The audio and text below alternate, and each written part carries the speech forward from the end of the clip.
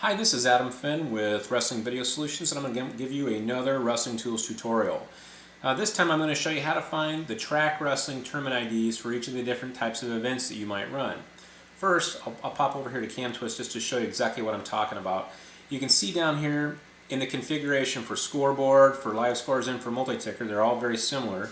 There's a blank called tournament ID, or if it's not tournament ID, it's something very similar to that.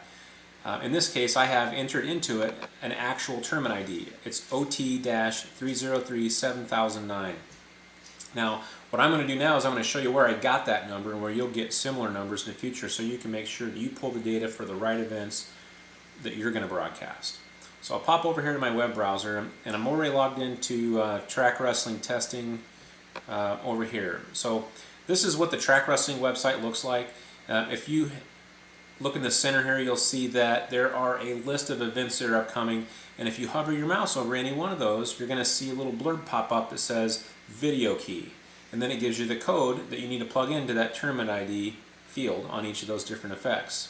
Now, if my event isn't showing here in this list, I could scroll through and try to find a bunch of them that way, but I would rather just search. So I'll search for an NCAA event for the All-Star duel that we did in Philadelphia last year, and it works the same way. It just basically filters that list for me so that I can more quickly find my video key.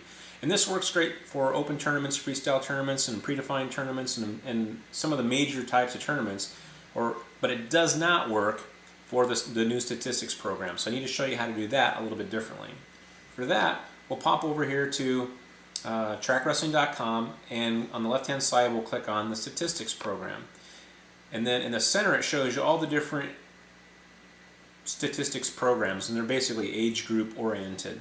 In my case, I'm doing development, so I'm going to use the stats program playground. I'll click on that, and then I'm going to select the state for the team that I'm concerned with, or that I'm trying to broadcast with the stats program. So I'll select Iowa, because I'm from Iowa, and then I'll select the administrator. Now, if you're not broadcasting or scoring the event yourself through the stats program, you might want to work through the coaching staff for the team that you're broadcasting for, and find their either find their credentials or have them log in and get you the video key that you're going to need. So in this case, I set it up myself because I was planning to go to the event, let's say, and score it myself and broadcast the whole thing all by myself. So I'll log in as administrator for this type of event that I've already created, and I'll enter my username and password and click on enter season. Now you can see the events that I've created here that show my teams, their dual meets and tournament type formats. So if I hover over these, just like in that other screen on Track Wrestling, I see the video key pop up. And you'll notice that these formats are a little bit different. This starts with a lowercase d and then a string of numbers, and there's no dash. So that's a little bit different.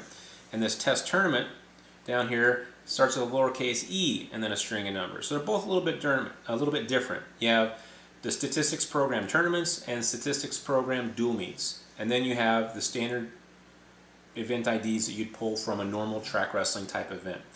Well, that does it for this tutorial. I hope that helps you out and lets you know where to find the right tournament IDs for the different types of events that you can host through Track Wrestling. Thank you for watching, and we will see you next time on the next tutorial.